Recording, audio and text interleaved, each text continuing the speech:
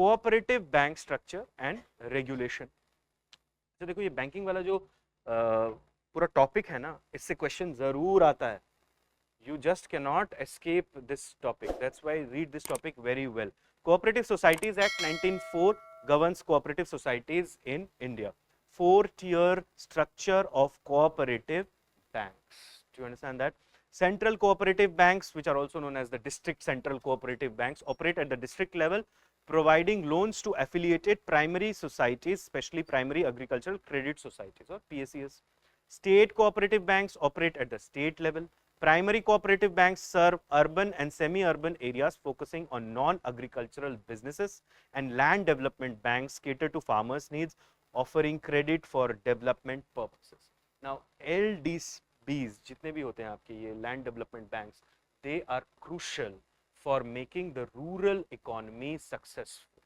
ठीक है, और इनका मोस्टली जो होता है कैसे लोन्स होते हैं आप समझ लो, जैसे for well irrigation, canal irrigation, for purchasing tractors, seeds, etc. इस टाइप के लोन्स होते हैं, और इंटरेस्ट रेट इन लोन्स पे बहुत कम होते हैं, कई बार जीरो रेट लोन्स होते हैं, मतलब कोई भी इंटरेस्ट आपको नहीं देना, और जो आप रिटर्न करते हो पैसा उसमें भी कुछ तरीके का वेवर दिया जाता है, because it is addressing the extremely economically backward regions of the country where the paying power of the people is abysmal, it is बहुत कम है वो, इसकी वजह से बहुत गरीब किसान होते हैं जिनको हेल्प किया जाता है। तो आप ऐसे समझ लो दैट दीज LDBs अगर इनको अच्छे से गैल्वनाइज किया जाए तो पूरी इकोनॉमी को, स्पेशली द एग्रीकल्चरल सेक्टर को आप आगे उठा सकते हो। Development banks providing long term financial assistance crucial for growth and infrastructure development. NABARD आता है इसमें, national bank for agriculture and rural development, fully owned by Government of India, provides refinance facilities to commercial banks, state cooperative banks and rural banks. SIDBI, Small Industries Development Bank of India, Government of India with other institutions promotes growth of small industries. Exim Bank, Government of India, focuses on foreign trade and export credit. ये export credit देने की क्या जरूरत है? Why do you want to give credit to the exporters? So as to make Indian goods more price competitive in the foreign markets. Do you understand that? That's why you want to give this export credit. National Housing Bank, Government of India, focuses on housing finance. Mudra Bank, Government of India, focuses on microfinance.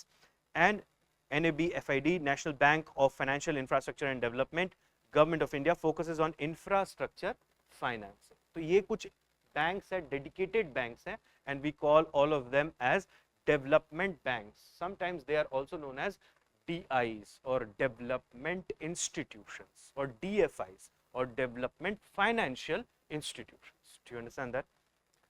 Then comes foreign banks in India. Foreign banks are incorporated outside India, operating in India through branches, wholly owned subsidiaries or representative offices. तो या तो हो सकता है उनके branch हो यहाँ पर, वो इनकॉर्पोरेट कहाँ होते हैं? ऑन फॉरेन सॉइल, या तो उनका ब्रांच खुल जाए यहाँ पे, जैसे HSBC के बहुत सारे ब्रांचेस हैं। Wholly owned subsidiaries, subsidiaries means like suppose a foreign bank has made और has overtaken an Indian bank, समझ लो किसी तरीके का मर्जर की बात चल रही थी और उसके बाद ओवरटेक कर लिया उस बैंक को, तो वो बैंक सब्सिडरी हो गया उसका, समझ में आया? और सब्सिडरी कैसा होना चाहिए? Wholly owned. Wholly owned means 100% of stake of the subsidiary should be with the foreign banks or representative offices. Representative offices ऐसे समझ कर देख लो, they are like inquiry offices of the banks. तो banks पहले representative offices लगाती हैं अपनी, और फिर देखती है डिमांड कैसी आ रही है, अगर डिमांड ठीक आ रही है तो अपना फुल टाइम एक तो या तो ब्रांच एस्टैब्लिश कर देती है अगर उनके पास उतना कैपिटल है, नहीं है तो वो कोई सब्सिडरी के साथ एक तरीके का कोई कोलैबोरेशन क्रिएट कर लेते हैं। RBI guidelines, branch model, no minimum capital requirement subject to certain restrictions. The wholly owned subsidiary model, minimum capital requirement of 500 crore, at least 50% of the board must be Indian nationals. मतलब जितने भी आपके जो board बैठेगी, जो भी जितने भी डायरेक्टर्स होंगे उसमें आधे डायरेक्टर्स क्या होंगे? They should be Indian nationals. Now keep this in mind, it is not saying Indian citizens. Do you understand that? It is saying Indian national, मतलब कोई बाहर भी काम करता हुआ होगा तो वो सिटीजन ही होगा इंडिया का, तो इसलिए इंडियन नेशनल कह रहे हैं वो, क्योंकि हो सकता है कोई US में हो बट इंडिया का हो, and he is still an Indian national. Standard chartered bank, city bank, HSBC ये एग्जाम्पल है।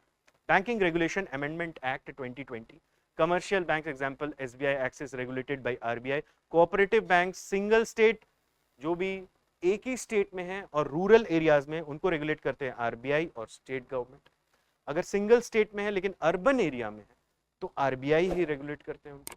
अगर मल्टी स्टेट में है चाहे रूरल में हो कैसे भी हो सबको RBI, और नहीं तो फिर अगर PACS है तो स्टेट गवर्नमेंट उनको रेगुलेट करते हैं।